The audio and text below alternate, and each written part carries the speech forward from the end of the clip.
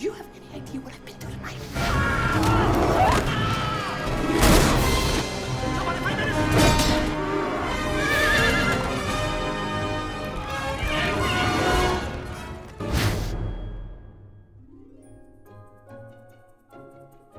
Night at the Museum is really a father-son story at its core. It's about a guy, Ben Stiller, who is bounced around job to job and is waiting for his moment. The movie opens with his son saying, "You're just an ordinary guy who should get a job." You know what? We'll figure it out, okay? and so Ben's character, Larry Daly, takes what he thinks is the most mundane, ordinary job imaginable, only to discover that, in fact, his moment, it just arrived. I grew up about 5 blocks from the Museum of Natural History in New York, and the idea of everything coming to life at night there is just sort of a really appealing idea. To me, it just felt like something I'd want to see. You always think, like, what are these, at night, maybe they move. Hey, Mark. When we were casting this movie, I kind of went at it with the mindset of, let's not get a Robin Williams type. Let's not get an Owen Wilson type. Let's not get a Ben Stiller type. Let's get the real guys. I really targeted the top of the mountain. You end up with a cast with a range from Mickey Rooney to Dick Van Dyke to Robin Williams. It was a director's dream. Ben, try one of those awkward kind of beats. Were you checking her out? The nerve! Because, you know, she's very beautiful. From the get-go, it was imperative that the movie be realistic, which is a weird thing to say about a movie in which things come to life. Let the circumstances be kind of fantastic. Let the behavior be real. Ready, and action! Ah! Cecil, it's Larry Daly! How can I help you, Larry? The dinosaur!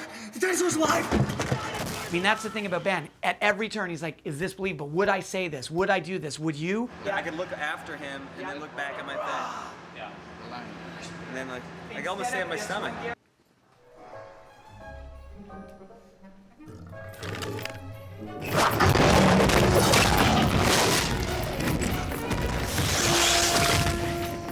Ben Stiller is, in my opinion, and hopefully he doesn't see this because it's critical that, like, I pretend not to be that impressed by him, but he's got this brand of comedy that is really unique to him. Fetch. He's kind of started a dynasty. His parents, Stiller and Mira, were wonderful. He's inherited that innate sense of timing. Oh, don't do it. We're too old for surprises. Oh, really? I thought you loved surprises. Yeah, like everything in the museum comes to life at night.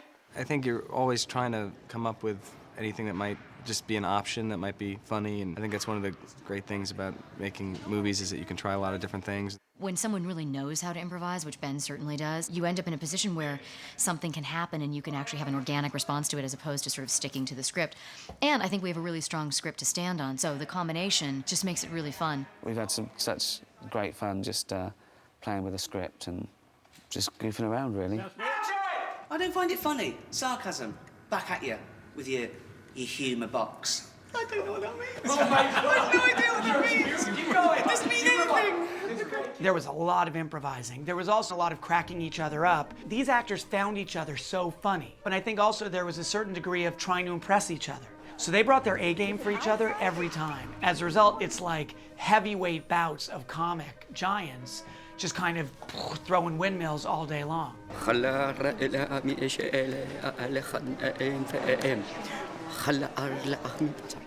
From day one, Teddy Roosevelt had to be Robin Williams. Human progress is measured in footsteps and body lengths. If you can get the inhabitants of this museum to stop fighting, perhaps we wouldn't have to be locked up every night. There's something about Robin where we just knew and he could inhabit this larger-than-life character perfectly. That's true. Teddy Roosevelt did those things. But I'm not Teddy. He's just so perfect for it and was so funny. Getting my bearings, taking a compass reading. I would never check her out.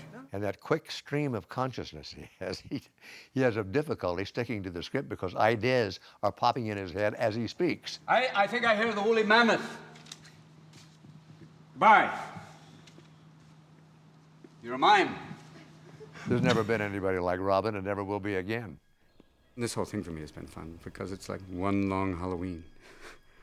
And I come from San Francisco, and that has a great tradition. He has such a beautiful heart in this character as Teddy. You're worth saving, my dear. Watching him, you forget that that you're not watching Teddy Roosevelt somehow. Hello? Oh, just kidding. When they started talking about casting the roles of the guards, these names came up, like Mickey Rooney and Dick Van Dyke, and I remember Sean and I both just sitting there going, wow, wouldn't that be crazy if we got Dick Van Dyke to be in the movie? I have retired several times in the last 10 years. I can't seem to get it done. But when they sent it to me, it was that rare thing, a really good family movie, which is what I do. I don't do anything else. So I said, I got to be a part of this. You start with 1, 2, 3. Let me guess. 4? What are you, a smart guy? Like anybody else, you go for the interview, and we all sat around a table, and we said a few things and this and that, and the next thing you know, we're all in it. Everybody's going to be just awestruck. And then you come storming over for He Looks Like a Weirdo. He looks like a weirdo. We grew up watching these guys. They taught us all a thing or two about professionalism and, above all, just love of the work. When I was a kid, I loved Laurel and Hardy and Buster Keaton and Harold Lloyd and all those guys. I loved to do falls and take pies in the face and that kind of thing. So my stuff was pretty physical. Dick Van Dyke, I watched the shows. He's funny. He's always funny. He's like a life force. With Mickey, you have to realize he's history. He's Hollywood history. I mean, you think of all the people he's worked with. You know Judy Garland, man. Dude. President Roosevelt, this is my friend Rebecca. An honor. Hi. Carla Gugino plays the docent at the museum. I know what you're saying. What's a docent? I have no idea, but it's in the script. It says she's a docent, and apparently it's a really attractive woman who knows a lot about history. Sacagawea was the woman who led Lewis and Clark on their expedition to find the Pacific Ocean. It's interesting because this character really, to her, history is alive. And of course, to Ben's character, it literally is coming to life. So they have this thing to bond over even though she doesn't know that that's actually happening. And Carla, she came in to a land of comic giants, and she did it. She was fantastic. Someone, this is a museum. Do you know what museum means? It doesn't mean, ooh, Daddy, it's a big Tyrannosaurus thing. Ricky Gervais, who plays McPhee, who's my boss, Ben and I had a couple of scenes with him together, and literally we could not keep a straight face. I mean, we had to do take after take because either Ben would crack up or I would crack up. Ricky Gervais has a problem. It's impossible to do off camera for him. Yeah. He's too funny. Ask him, he'll tell you he's not a professional actor. Because a professional actor would never crack up. I've never cracked up. You've never cracked up. Never. It was 2 days' work and £4 million, which I think is called a cameo. Although Ben Stiller says I'm an extra. He cracks up literally every take. And himself. Well, my basic problem with it as an actor is I still find everything funny. I can't suspend my disbelief.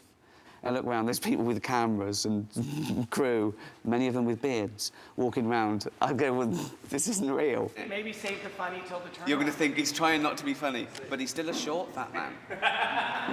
Annabelle. Yeah! Come on, Archie! At your service, Gigantor. How can we be of assistance, my liege? We had these rolls of Octavius and Jedediah. These are literally 3-inch tall plastic figurines that come to life. You guys got the whole room to run around in. You don't have to be near each other. What, you mean you're gonna let us out? We got Steve Coogan and Owen Wilson. Every scene where they're talking with Ben, they weren't even in the country. But it's not just that, it's that Ben would improvise 15 versions of that conversation. Okay, Octavius, you have to stop. All right, listen, buddy, you gotta stop, okay? Because there's nothing behind the wall. All right? It's just there's cabling, we got wires, it's like 4 feet of concrete. It's a dead end, literally. I mean, you're not going anywhere. Try it one more time. So I had to get appropriate responses from Steve and Owen, and the results are incredible. Those performances are highlights of the movie. Rado, now it's time to let Smith & Wesson do the talking. Those guns aren't even real. Oh, this isn't real. Don't trick me. Ready?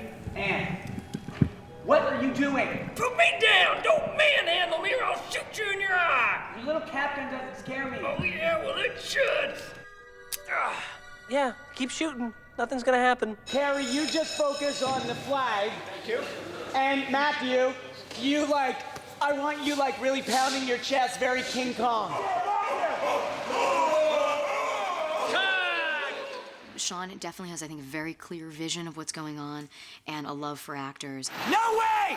Sean is the most energetic director I've ever worked with, the most energized person I think I've ever met. He's like the Energizer Bunny times 1,000 in terms of his energy. And I mean that in a good way. He has that wonderful youthful exuberance and ambition about this movie. He is so into it and so excited about it. He's young, and he's interpretive, and he's pleasant to work with. In the midst of a special effects movie, it's the hardest thing of all to keep track of characters. And that's what he's been doing, is making sure that everything has a kind of a connection and a base. As outrageous as it is, they still connect. Teddy! Teddy, if you're out there, I need you, pal! I had a ball making this film, and I say that even though it was by far the hardest movie I've made. I think it's the movie of which I'm most proud because we decided going in that we were just gonna get it right. And as a result, what's on this screen is as close to what was in my head as anything I've ever made.